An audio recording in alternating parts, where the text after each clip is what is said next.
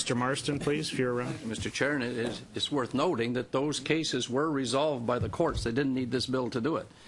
I signed my first union card in 1961, and I spent 22 years as a rank-and-file member of my union, first with the railway and then with the communication workers of Bell Canada. I attended every union meeting. Every month I saw and voted on the financial statements of 2 separate unions.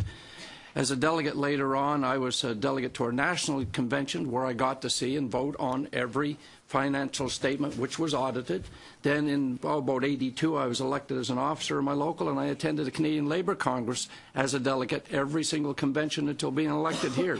Saw and voted on them. And I will point out something. Neither my employer nor the government had a vote on those because it was the information of the membership. Not of the union, but the membership, because that's who the union is.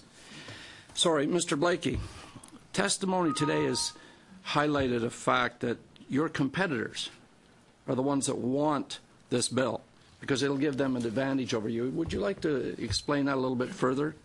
Well, one point might be relative to the hiring hall. I mean, there is the separation between the 2 types of unions. We're a hiring hall union. Hiring hall unions allow us to dispatch people to go to work to employers. If you get on the hiring list, you need to be a member of the union. Our members are volunteers.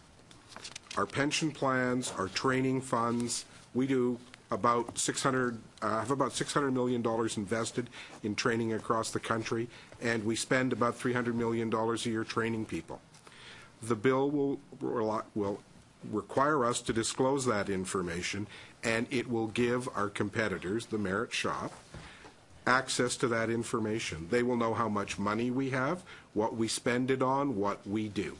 It will give them access, an intelligence bonanza, bar none, to be able to compete with us. We run the hiring hall, we run the pension plan, we run the training with the assistance of our employer partners.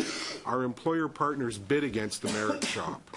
Why should they have to disclose what is essentially their trade and business confidentiality to their competitors? No other business has to do that. Well, this bill clearly sideswipes employers as well as unions. Mr. Giorgetti, has a government department, either CRA or the Labor Department, ever approached you or members that you're aware of on an issue of transparency? No, as I mentioned, no, not at all. And I just wanted to give you the chance to fully respond. As I said, our Constitution, to belong to our Canadian Labour Congress, requires that affiliates provide timely and open financial information to all of their membership. And not only can they complain to the labour boards where there's law, it doesn't exist in Alberta and Saskatchewan, this law. They can complain to the Canadian Labour Congress, and we can force our affiliates to disclose that information. Sir, as you know, I was the president of the Hamilton District Labour Council for 14 years and produced those statements to our members at every membership meeting. If I hadn't, your friends would have been down and explained to me my obligations. You know, currently, I'd like you to expand a little more, Mr. Giorgetti, on the transparency that's already in place. You've talked about 2 provinces, but I understand there's 6 provinces that have some requirements. Maybe I'm mistaken on that. And could you explain the compliance process that they go through? It's also federal under the Canada Labour Code, and under the 6 provincial labour codes demand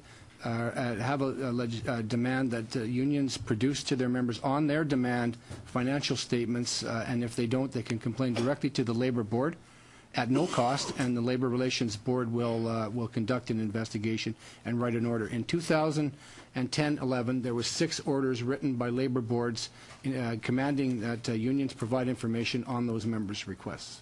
Thank you. About 45 seconds. 45 seconds. Well, I would love to go to the Bar Association, but I don't know whether I have time. Could you go into any kind of detail in a short period of the constitutional problems with this? You never ask a lawyer to go into detail and then say it's a short time. I actually was thinking that. We have 30 seconds to do it. I think the problem from the constitutional point of view is that it requires such extensive reporting of payor, payee, reason for the transaction with respect to political activities, lobbying activities, and organizing activities, as well as collective bargaining activities, that this could hamper an ability of a trade organization to actually conduct its business, and that would, in and of itself, be potentially violate the freedom of association to belong to a trade union, to an effective trade union, as well as the freedom of expression regarding political speech. Okay, succinct. thank you.